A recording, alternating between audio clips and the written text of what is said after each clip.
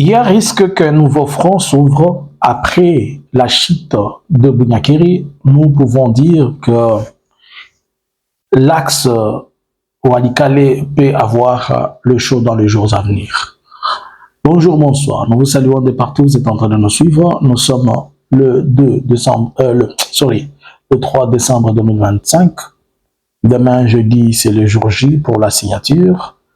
Et nous venons encore une seconde fois essayer de faire des analyses par rapport à tout ce qui est en train de se passer. Nous prenons dans quelques minutes pour essayer d'échanger avec vous. Alors, nous vous saluons de partout. D'abord, commencez par liker, abonnez-vous, partagez à quelqu'un d'autre, faites suivre ceci.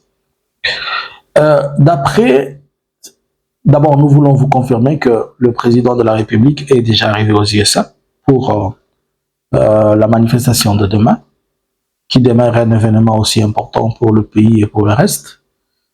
Nous allons peut-être faire d'autres analyses adéquates. Moi, j'ai peur que nous allons nous retrouver dans une chose où on ne sortira plus jamais. Puisque nous avons officialisé ces choses, nous les avons rendues, nous les avons publiées, et nous les avons mis sur la table des gens qui ne peuvent plus jamais la retirer. Quel que soit celui qui viendra après en RDC, qui qu'il soit, ça sera difficile pour que ce qui a été fait puisse être changé. Je vais vous rappeler que Félix ne cherche pas la paix, il cherche à gagner la guerre. Et en cherchant à gagner la guerre, pour lui, il applique toutes les formules qui lui sont mises sur la table. Et pour lui, l'une des formules, c'est de donner ce que l'un veut et ce que l'autre veut, et surtout ne pas se donner soi-même. C'est-à-dire la RDC.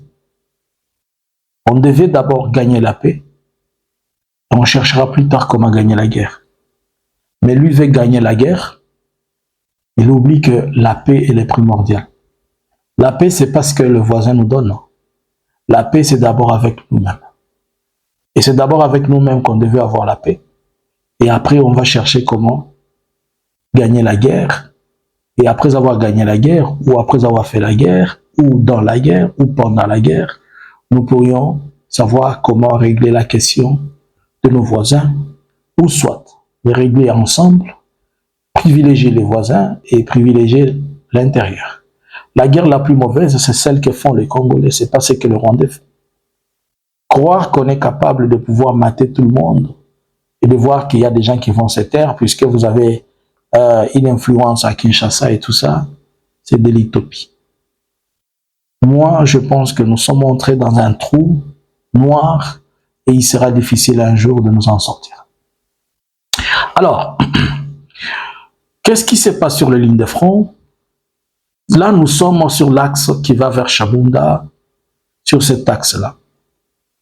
Alors, d'après certains locaux, Bunyakiri serait passé entre les mains de l'AFC Bar M23. Pour ceux qui ne connaissent pas Bunyakiri, nous pouvons essayer un peu de vous le dire. Bunyakiri, c'est une localité importante qui est située dans les territoires de Calais, dans les provinces du Sud Kivu, en République démocratique du Congo. Quand vous êtes à Bunyakiri, vous êtes tout à fait comme dans un lien, comme dans un carrefour là. Et vous allez comprendre l'importance de Bunyakiri.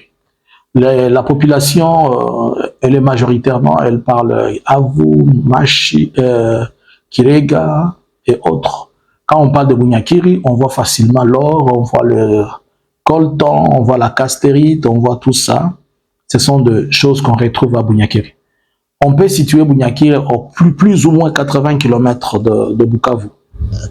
C'est presque 3 heures de route. Voilà. Alors, cependant, Bunyakiri aussi peut donner une voie à la vers Uvira, au moins à 170 km. Quand vous êtes à Bunyakiri, vous voulez aller à Uvira. Ceux qui sont à Bunyakiri veulent aller à Uvira. C'est quand même long, c'est au moins 170 km. Si vous prenez la route montagneuse, celle qui va vers via Mwenga et tout ça, c'est encore long là-bas. Alors, cependant, ce que moi je trouve important pour Bunyakiri, c'est que quand vous êtes à Bunyakiri, vous avez facilement la facilité d'aller sur à Hombo. De Bunyakiri à Hombo, c'est entre 20 et 25 km, je pense. Et Hombo, puisqu'il y a Hombo Nord et Hombo Sud. Là, nous sommes en train de parler de Hombo Nord. Et le Hombo, Rombo, la cité de Rombo, elle vous donne accès au territoire de Walikale. Et quand vous êtes à Rombo, vous avez la facilité de piquer sur... vous entrez à Walikale, notamment vers les axes de Pinga et consort. Bien qu'il y ait une distance de Rombo à Walikale, on estime à entre 80 et 70 km, quelque chose comme ça. Alors pourquoi moi j'ai dit qu'il y a un risque qu'un autre front sur le Walikale s'ouvre à partir de Bunyakiri? Puisque comme Bunyakiri est tombé, je vais quand même me permettre que les gens ne pensent pas qu'on est en train de dire des choses qui n'ont pas de sens.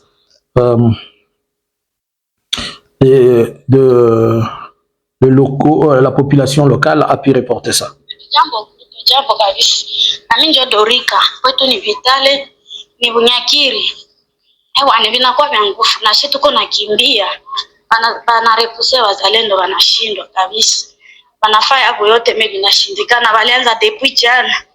Mautoglende mbi kama 3 ndio biko na wagombanisha hapo ndio hawana mafaa. Minisio inabaishia. Ndio wanakimbia. Ndio wanatuambia tujogee. Banashindwa, minisio inaisha. Minisio ndio inatesa watoto yetu. Ndio vile kakaangu. Ndio Dorika wa Vitale wa Bunyakiri. Alors, vous comprenez, c'est une paysanne de Bunyakiri qui est en train de dire qu'elles sont en train de fuir. Ils ont bâti retraite puisque les Wazalendo ont pu décrocher, car les Wazalendo ne pouvaient plus, ils n'ont pas assez de munitions, tout ça. De l'autre côté, il y a aussi, avant que je continue à analyser ce qu'ils sont en train de dire sur Ombo, il y a le gouverneur, le commandant chargé des renseignements et opérations dans la zone d'Ouvira a été accusé disant qu'il a interdit aux Wazalendo de faire la guerre. Mais cependant, il s'est justifié, il a donné sa réponse disant qu'il n'a pas interdit aux Wazalendo, seulement ils se sont séparés, ils se sont départagés des zones d'opération.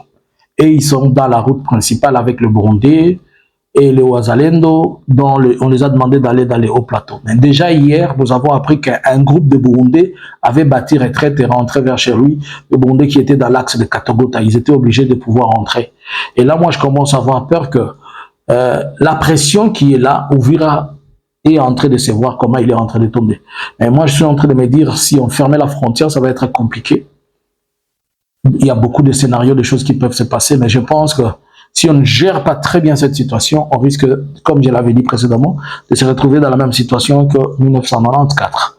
Alors, le Wazalendo qui disait qu'il voulait faire la guerre et qu'on puisse les ouvrir la porte est ouverte maintenant. Mungu anasema mko lazima kufanya vita baba patie ruhusa. Mlango kwa wazi, vita ianze, ingelikuwa mzuri mtusaidie mrekipere mazone yote comme vous l'avez dit. Laisse-moi revenir dans ce que je suis en train de dire. Si vous sortez vous êtes à Bunyakiri, comme je l'avais dit, que vous taguez directement, vous allez à Ombo, il y a Ombo Nord et Ombo Sud. Mais à partir de Ombo, vous allez directement dans les Walikale. Or, comme Bunyakiri est tombé et on a cédé Bunyakiri, c'est-à-dire ils vont avancer, il n'y a que 20 km qui les séparent de Ombo. Ils vont avancer sur Ombo. Et en prenant la cité d'Ombo, ils ne vont pas s'arrêter là-bas, ils vont vouloir aller vers l'agglomération centrale où on doit mettre beaucoup de pression. C'est devenu Walikale. Maintenant, il se montre que il va y avoir au moins 3 voies pour aller à Walikale. Je prends juste 2. Si on prend celui de Ombo, on prend l'autre, ce qui est en train de se faire dans les Massissi. Cela veut dire, cela sous-entend que Walikale risquerait d'avoir des shows de 2 ou 3 endroits au cas où ces verrous-là sont tombés. Cela veut dire que les multiples fronts qui vont s'ouvrir vont avoir beaucoup de conséquences. Il y aura des grands mouvements de population, puisque les gens sont en train de se déplacer de n'importe comment. Il y aura des besoins humanitaires tels que le manger, le médicament, surtout dans ces territoires qui étaient encore occupés par les Wazalendo et les gouvernements, au cas où ils avançaient. Mais au cas où il y avait les revers de la situation, c'est-à-dire la FARDC, elle prenait le décis avec ses alliés. C'est pour dire que la FARDC, elle aussi va infliger la même chose et vice-versa, il va y avoir le même mouvement. Il va y avoir le mouvement de population, il va y avoir de ceci et cela. Mais il faut craindre d'une chose. Des gens qui vont être perdus sur la ligne de front, ils seront confondus à la fois et aux civils et aux Wazalendo. Et c'est là où il faudrait que ceux qui seront en train de parler ou de reporter ou de discuter de ces choses, il faudrait que l'on soit vraiment prudent pour que l'on arrive à bien séparer les situations de civils ainsi que celles de porteurs d'armes. Puisque ça va être... Vous voyez maintenant, vous avez le front au niveau de Katogota. Nous avons le front au niveau de Rombo, de Bunyakiri. Nous avons un autre front. Il ne faut pas oublier que Bunyakiri est interconnecté aussi au parc des Kaouzi, quelque chose là-bas. Nous avons le front de Mwenga. Nous avons le front de Lubero. Alors, presque tous les fronts sont en mouvement. Et tous ces fronts qui sont en mouvement, beaucoup de personnes risqueraient d'être exposées à ces choses. Il faut savoir, on doit chercher. Moi, je suis en train de me poser la question, les gens qui sont à Katogota, est-ce qu'ils vont tous aller se bombarder sur les frontières burundaises? Ceux qui sont à Bunyakiri, et ils sont en train de battre retraite, ils prennent toutes les directions pour s'abriter. Mais ceux qui vont être à Ombo, ceux qui sont à Mwenga, il y a une grande catastrophe humanitaire pour le moment, suite au mouvement de la population et déplacement, et surtout les premières victimes, ce sont les enfants, les femmes, ainsi que les personnes âgées. Il faudrait vraiment que ceux qui sont dans cette chose, à la fois le gouvernement, ainsi que l'AFC-BAR M23, qu'ils arrivent à bien s'asseoir et discuter. Sinon, s'ils ne discutent pas, le jour qu'ils sont devant nous, on aura de flux de gens et de populations de toutes parts. Nous pensons aussi qu'il y a un risque potentiel de maladies hydriques. Dans ce contexte, quand les gens sont en train de fuir, les enfants et les mamans, on s'entasse un peu partout à cause de la saleté, on boit n'importe quel genre d'eau, on mange n'importe quel aliment juste pour avoir quelque chose à l'estomac. Cela crée des maladies et cela pousse les gens à des problèmes tels que le choléra et tout ça, les amibes et tout, le fièvre, le grippe. Donc, il est possible qu'il soit déclaré des choses aussi dangereuses. Donc, il serait important que ceux qui sont impliqués dans les conflits, qu'ils essayent de réfléchir. Une chose qui a fait que l'on demande aux Wazalendo de quitter leur position, c'est puisque les Wazalendo sont en train de vendre des positions aux autres. Ils font n'importe quel genre de message sur les lignes de front, ils envoient n'importe quelle vidéo pour intimider, montrer à Kinshasa, voici Tokimisi. Quand vous le faites, vous êtes en train de donner des positions à d'autres personnes sans le savoir. Ils donnent des positions, c'est pourquoi la FRDC les a demandé de se relocaliser, puisque en faisant cela, ils partagent directement les coordonnées GPS de là où ils sont. Nous avons lu les communiqués de l'AFC-BAR M23 qui dit que le gouvernement congolais ne cesse de bombarder plusieurs endroits. Alors, nous sommes en train de regarder jusqu'où ça va aller. Dans nos éditions d'analyse de ce soir, nous allons peut-être y revenir, essayer d'évaluer la situation et comprendre ce qui se passe.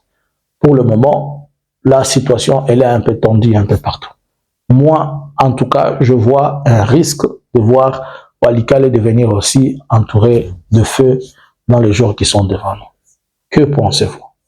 Bonjour, bonsoir. Analysins Congo subscribers.